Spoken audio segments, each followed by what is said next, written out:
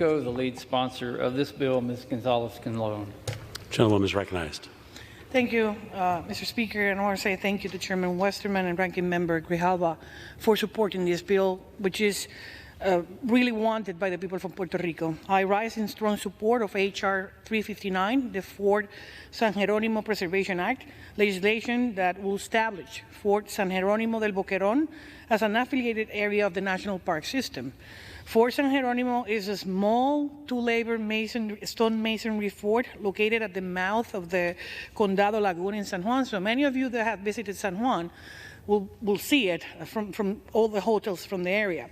And it's part of the massive system of fortification built by the Spanish military engineers between the 16th century and the 19th centuries to protect the city, specifically 1500.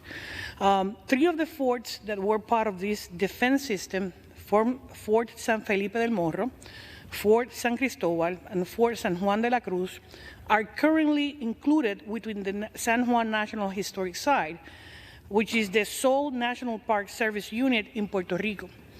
Fort San Gerónimo, however, is managed, like the chairman said, by the Institute of Puerto Rican Culture, a state government agency. And despite its small size, this fort became a centerpiece of San Juan's first line of defense.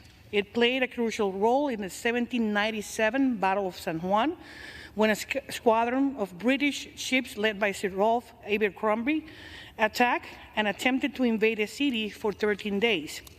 Fort San Gerónimo bore the brunt of this assault, and although severely damaged, it stood up against the firepower and successfully thwarted the British invasion, who retreated in defeat.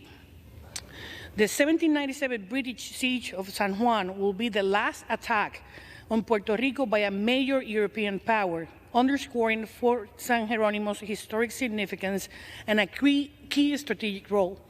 The fort was rebuilt largely in its original design in 1799 and continued to be used as a Spanish military post throughout the 19th century.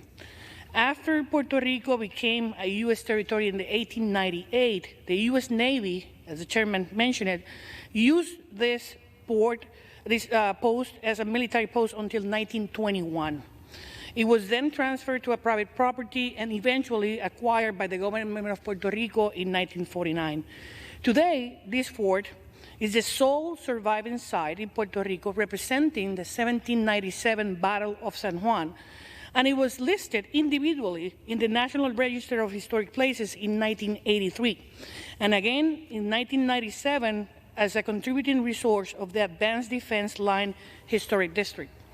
Yet, despite the significance of this fort, preserving Fort San Gerónimo has been a challenging task due to the age, the weathering, and the limited resources.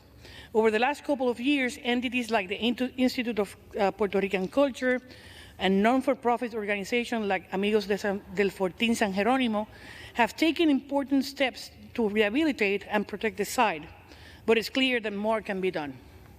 In 2020, the National Park System Service released a study that found that Fort San Gerónimo is a nationally significant and met the suitability criteria, and that there was strong local support for the agency to become involved in this site's interpretation and preservation.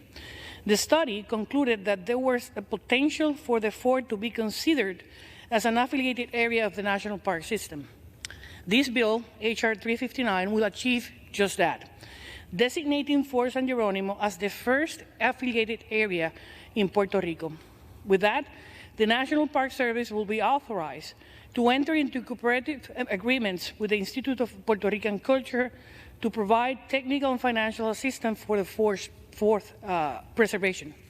This will support and strengthen ongoing efforts to rehabilitate the site without placing it under federal ownership.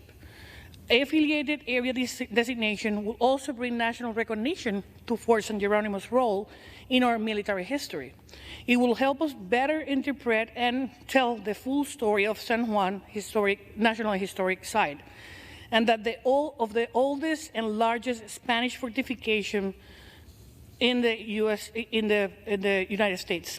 I want to thank Chairman Westerman and Ranking Member Grijalva for their support, and I look forward for continuing working together to get this legislation across the finish line and to help protect for San Gerónimo for the future generations. With that, I yield back. Mr. Speaker, I have no further requests for time, and I'm prepared to close. I continue to reserve. Gentleman reserves. Gentleman from Arizona is recognized. Thank you, Mr. Speaker. I have no further speakers, and just to urge support of the legislation and yield back the balance. Gentleman yields back. Gentleman from Arkansas is recognized. Yeah, Mr. Speaker, as the gentlelady from Puerto Rico, Ms. González-Colón, stated, this is a common sense bill that will improve the conservation and protection of a key historical site. It does so while avoiding unnecessary federal